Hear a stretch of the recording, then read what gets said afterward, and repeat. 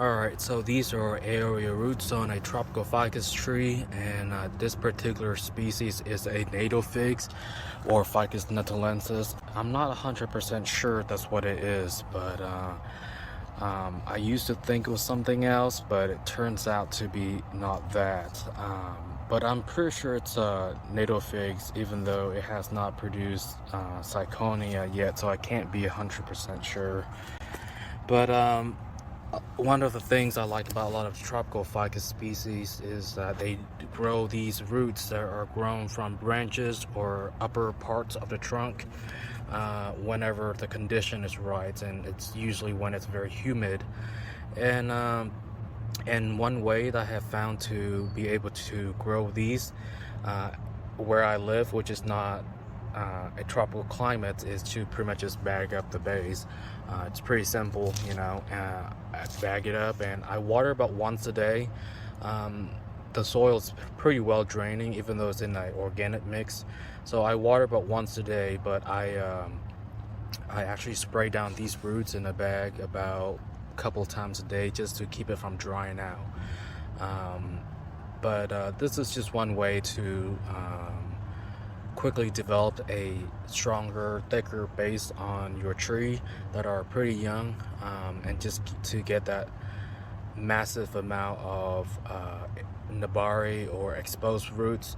Now, if you're more particular with how you want your roots to be, you want a more refined, evenly spread of the roots, you may have to go in and remove whatever you don't like or rearrange it in ways that are ideal or preferable to you.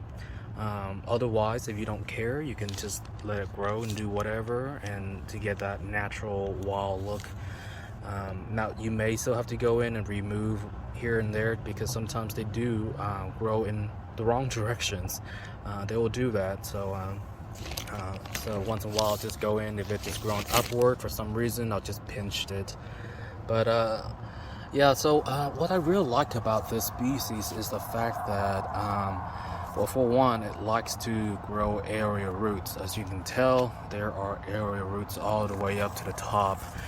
But what's really interesting is that it will grow these roots when it's humid, or like during spring when we get a lot of rain or something. But then it will just harden off when it's dry, instead of like a lot of other ficus species that I have, that it will just dry out and die off. These will actually just harden off and then will resume growing when it's humid again. As you can tell right here, there are some new growth coming out of like old hardened off area roots. So that's pretty cool. And so for bonsai, I would think this would be just a really ideal species for a style like a banyan style.